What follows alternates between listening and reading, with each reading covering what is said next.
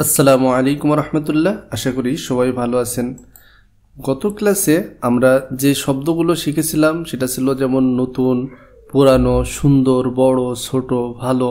এই যে শব্দগুলোকে ইংলিশে যেমন নতুনকে বলে নিউ, পুরনোকে বলা হয় ওল্ড, সুন্দরকে বলা হয় বিউটিফুল, বড় পিগ, ছোট স্মল, ভালো গুড।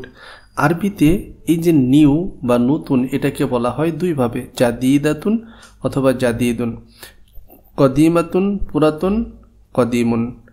জামিলাতুন বিউটিফুল, জামিলুন। দুইভাবে বলা যায়।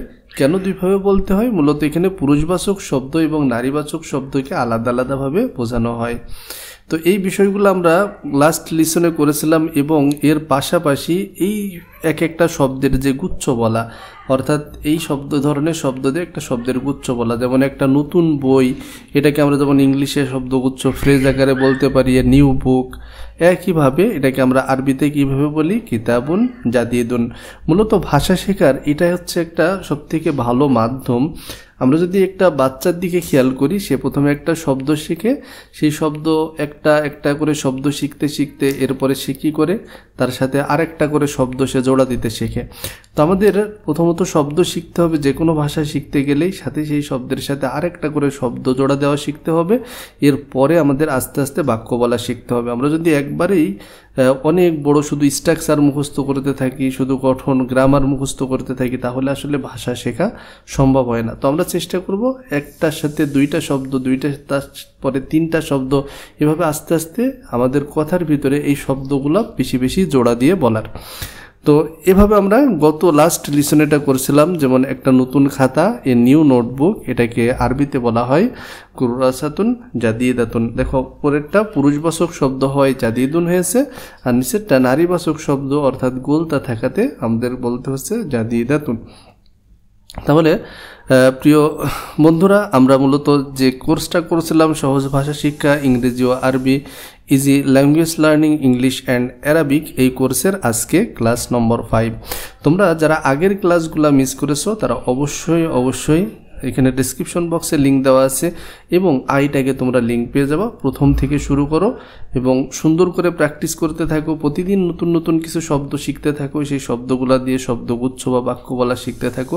ইনশাআল্লাহ খুব দ্রুতই তোমরা দেখবে যে তোমাদের ইংরেজি আরবি উভয় ভাষাতেই বেশ ভালো দক্ষতা চলে আসছে। এখানে একদম জিরো লেভেল থেকে শুরু করছি এবং চেষ্টা করছি যতটা সম্ভব গ্রামার নাম উল্লেখ না করে, গ্রামার না বলে আমরা প্র্যাকটিক্যাল ইউজের মাধ্যমে কিভাবে ভাষাটা আয়ত্ত করতে পারি।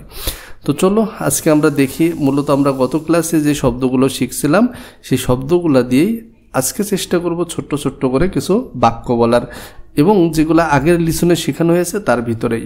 যেমন এটি একটি বই, এটি একটি বইকে বলা যায় কি? This is a book, this is a book. এটাকে আরবিতে বলা হয় হাদা কিতাবুন, হাদা কিতাবুন, এটি একটি বই। এই বিষয়গুলো আমরা প্রথম লিসনের দিকে শিখছিলাম। তো এইটাকে যদি আমরা আরেকটু বড় করে বলি, গত ক্লাসে যে শব্দগুলো শিখছিলাম সেখান থেকে নিয়ে এসে, তাহলে কি বলতে পারি? এটি একটি নতুন বই, এটি একটি নতুন বই। এটা ইংলিশটা কেমন হবে? This is a new book, this is a new book. যেমন কিছুদিন আগে আমাদের এই ডায়ালগটা তো খুব চলছিল সারা দেশেই, this is a new Bangladesh, this is a new Bangladesh, তাই না? This is a new book. তো এই জায়গাটায় আমরা বলতে পারি হাদা কিতাবুন জাদিদুন, হাদা কিতাবুন জাদিদুন। তো চলো আমরা এভাবে আরও কিছু প্র্যাকটিস করি। ওটা একটা ঘড়ি, আশা করি তোমরা এগুলা এর আগে শিখছো যেহেতু বলতে পারবা। ওটা একটা ঘড়ি, কি বলতে পারি? That is a clock, that is a clock. এটাকে আরবিতে বলা হয় তিলকা সাআতু। জালিকা বলা যাবে না। কেন বলা যাবে না? সাআতু হচ্ছে নারীবাচক শব্দ, যে কারণে কি দিয়ে বলতে হবে? তিলকা, তিলকা সাআতু। আচ্ছা, এটাকে যদি আমরা আবার গতদিনের শব্দ জড়ি এর সাথে, ওটা একটা নতুন ঘড়ি, ওটা একটা নতুন ঘড়ি। তাহলে ইংলিশ কি হবে? That is a new clock, that is a new clock.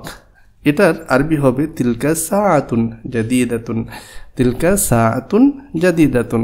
খুব সহজ, তোমরা এইভাবে প্র্যাকটিস করতে থাকবে। এরপরে দেখো ওটা একটা পতাকা, ওটা একটা পতাকা, দ্যাট ইজ এ ফ্ল্যাগ। কি হবে?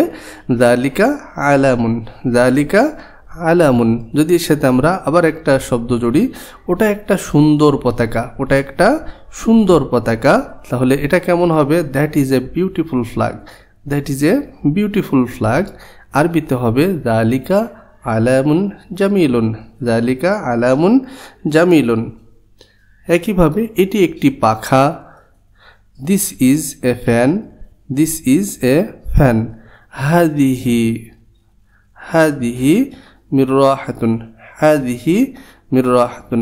তো এই যে শব্দটা দেখো হাদিহি কেন হলো, কারণ হচ্ছে এই যে মারওয়াহাতুন যে শব্দটা, এই শব্দটা নারীবাচক শব্দ, এর সাথে আরেকটা শব্দ জুড়লে কেমন হবে? এটি একটি ভালো পাখা, এটি একটি ভালো পাখা, এই ধরনের একটা শব্দ আমরা জুড়তে পারি। This is a good fan, this is a good fan. অথবা আমরা এমনও বলতে পারতাম this is a big fan, এটা একটা বড় পাখা। তো কেমন হবে? হাজিহি মারওয়াহাতু জাদিদাতুন, হাজিহি মারওয়াহাতু জাদিদাতুন।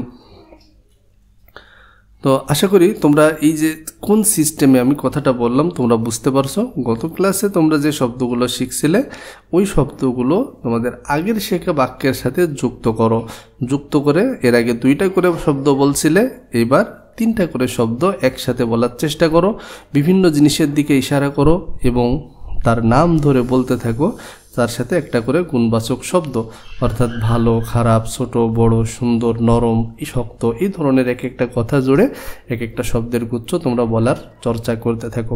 তো যদি ভিডিওগুলো ভালো লেগে থাকে তাহলে অবশ্যই তোমার বন্ধুদের সাথে শেয়ার করবে এবং এই ধরনের ভিডিও কন্টিনিউ করব কিনা, তোমরা উপকৃত হচ্ছ কিনা, অথবা কোনো জায়গায় সমস্যা থাকলে সেটা তোমরা কমেন্টের ভিতরে জানাতে ভুলবে না।